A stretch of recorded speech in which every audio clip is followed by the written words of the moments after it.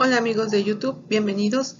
El día de hoy vamos a aprender a utilizar el criterio de Kutzbach para mecanismos. Acompáñenme. Bien, primero vamos a definir qué es la movilidad de un mecanismo. Para definir la movilidad de un mecanismo necesitamos hacer un análisis previo del mecanismo. En ese análisis necesitamos hacer un recuento del número de eslabones que conforman el mecanismo. Asimismo, necesitamos hacer un recuento de las articulaciones que forman parte de dicho mecanismo. Para verificar la movilidad de un mecanismo, vamos a emplear el criterio de Kutzbach. Este criterio nos dice que necesitamos conocer el número de eslabones del mecanismo. Entonces, esta ecuación representa el número, o me permite conocer el número de grados de libertad de dicho mecanismo. N es el número de eslabones del mecanismo. M son los grados de libertad del sistema. Y tenemos dos variables más, J1 y J2.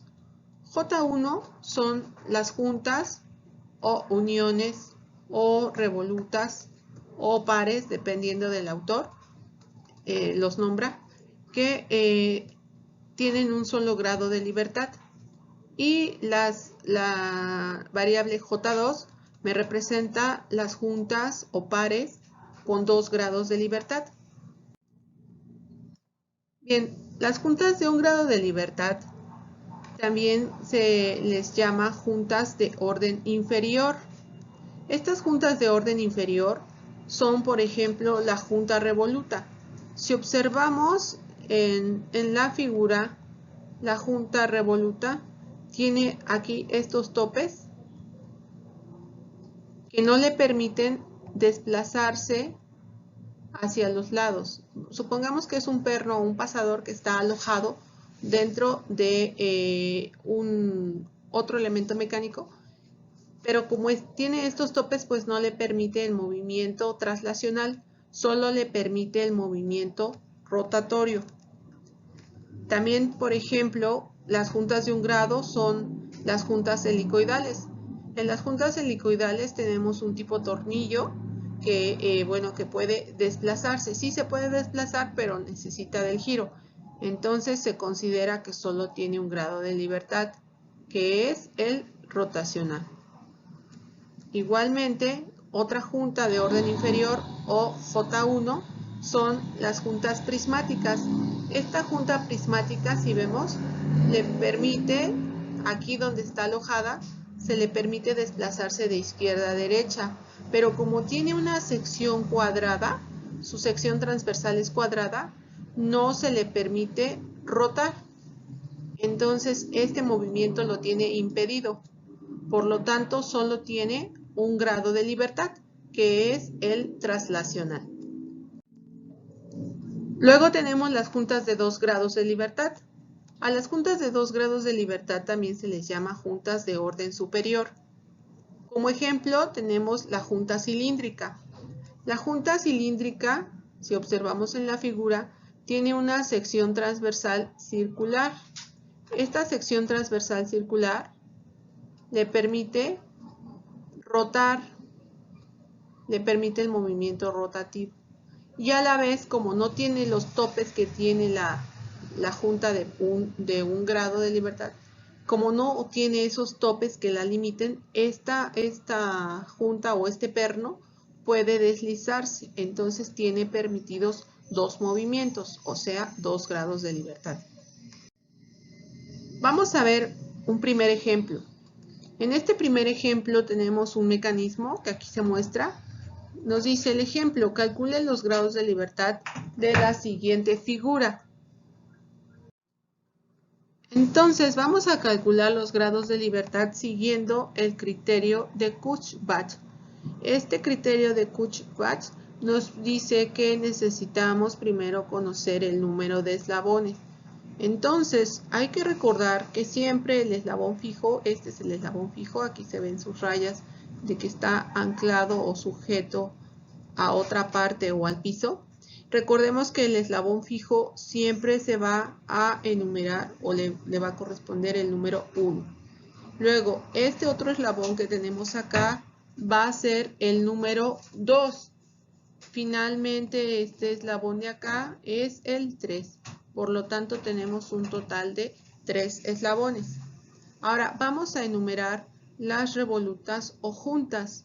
Entonces, tenemos aquí una unión. Recuerden que las revolutas o juntas son las uniones entre eslabones.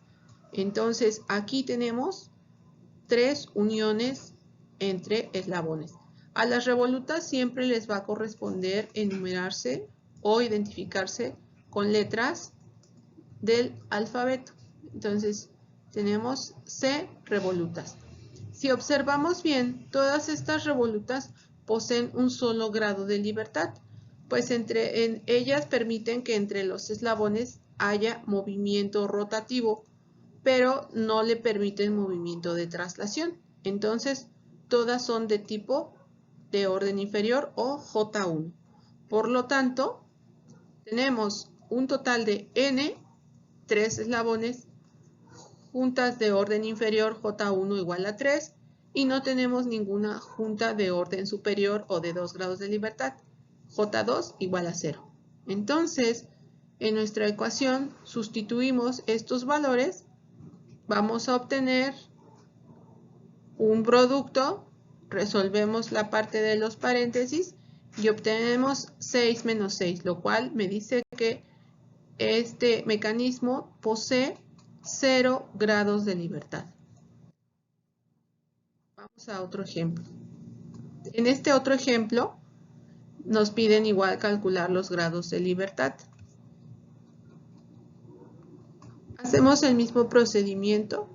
Primero que nada, identificamos eslabones. El eslabón fijo, recuerden que es el 1. Tenemos acá el eslabón 2, eslabón 3 y eslabón 4. Bien, vamos a identificar revolutas. Las revolutas son las uniones entre eslabones, ¿ok? Y también las vamos a identificar. En este caso, recordemos que se nos sugiere, para tener más claro todo el procedimiento, identificarlas con letras mayúsculas del abecedario. Entonces tenemos un total de revolutas, ¿ok? Si observamos, estas revolutas permiten el movimiento rotacional entre eslabones, ¿ok? Rotacional. Entonces, pero no permiten el movimiento traslacional. Por lo tanto, son de tipo J1 las cuatro revolutas. Si solo me permiten un movimiento, entonces son de pares inferiores. Bien, entonces nuevamente aplicamos el criterio de Kuch-Bach y tenemos que n es igual a 4, juntas de orden inferior es igual a 4 y no tenemos juntas de orden superior. Hay que recordar que esto es en 2D. Para 3D la ecuación de Kuch-Bach se extiende un poquito más. Y también hay que recordar que hay otros criterios u otras ecuaciones para el cálculo de grados de libertad. Si aún hay dudas sobre lo que significa grados de libertad, les dejo aquí el enlace para otro video donde se explica esa parte. Bien, entonces, resolviendo con los datos que ya tenemos, resulta que son 4 eslabones, 4 juntas de orden inferior, tenemos 4 menos 1 por 3 menos 2 por 4 y obtenemos 9 menos 8, lo cual nos da un grado de libertad. Entonces, este mecanismo posee un grado de libertad. Bien, ¿cómo interpreto este resultado del criterio de Kuch-Bach? Bueno, pues si mi resultado es un grado de libertad, significa que ese mecanismo se puede impulsar con un solo movimiento de entrada. En este caso, pues puede ser un motor.